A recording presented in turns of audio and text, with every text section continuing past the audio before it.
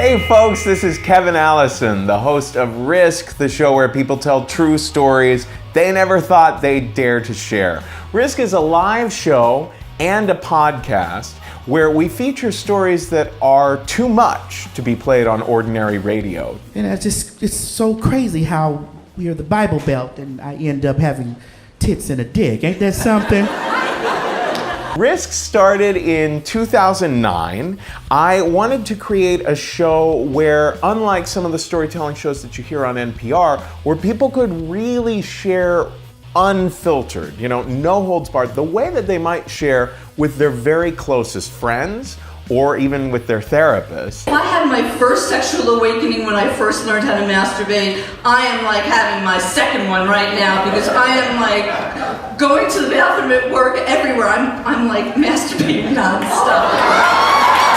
People write in emails to us on a weekly basis saying, oh my gosh, this show really changed my life. I feel so much more connected to the human experience based on what people have shared on Risk. In an 18-month period, my dad died, my aunt who helped raise me died, my wife's grandmother died, and our best friend killed herself. We found out that my mother was dying of a rare degenerative disease. Both of our cats died. Money got tight, credit cards started getting declined, we got mired in debt, we got desperate, and then we got pregnant. A lot of people say that Risk saved their life in one way or another, and one person whose life Risk saved is me. I was more or less penniless when I started the show. I was recording in a little corner of my apartment with a couple of mattresses set up to be my sound buffers. I went into debt in order to keep the show going and actually kind of sacrificed my marriage. My husband was like, look, you're making no money on this project. I know you love it, but you've got to get a full-time job. And I said, well, that would be the end of Risk. So that was the end of my marriage. It's still very, very, very much an independent effort. It's still very much like making do with the very little that we have.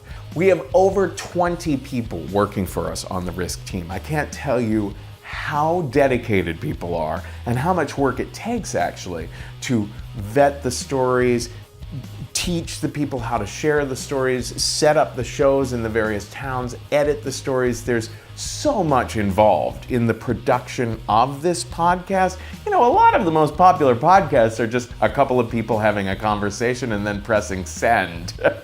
But Risk is a very, very produced show. So it takes like a village to make it all happen. I used to call Carrie Kenny and hang up. I wanted to be around her. I wanted to be near her.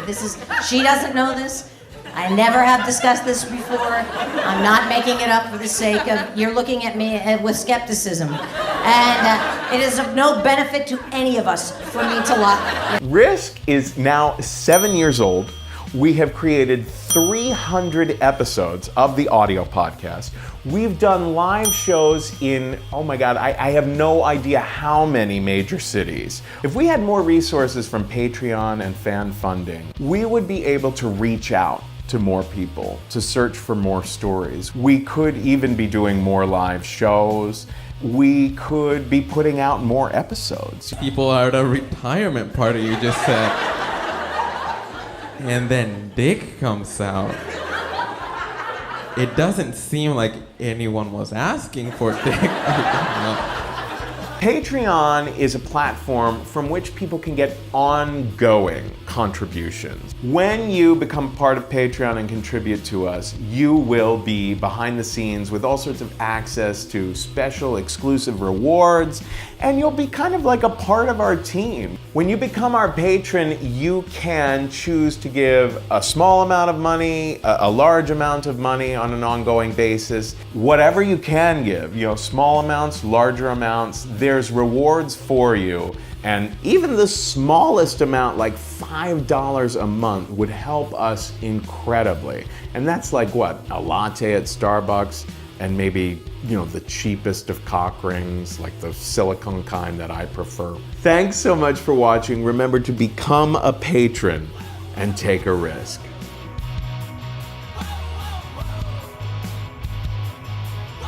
With some extra financial resources each month, I could definitely regularly get over to the Big P party in Berlin and become a member of the Secret Brotherhood of Face Sitters down in Pennsylvania. So, I mean, it is going to a good cause.